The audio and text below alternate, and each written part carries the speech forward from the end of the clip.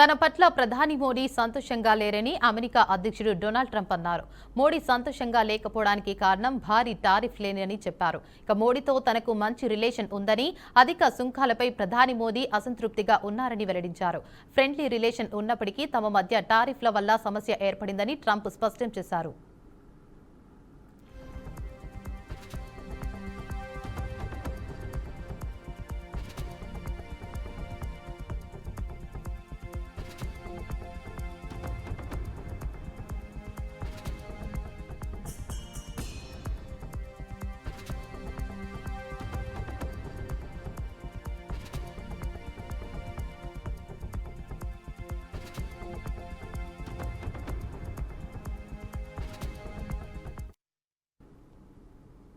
Greenland అమెరికాలో భాగంగా మారాల్సిందేనని, అది తమ జాతీయ భద్రతకు అవసరమని అధ్యక్షుడు డొనాల్డ్ ట్రంప్ యంత్రాంగం మరోసారి పునరుద్ఘాటించింది.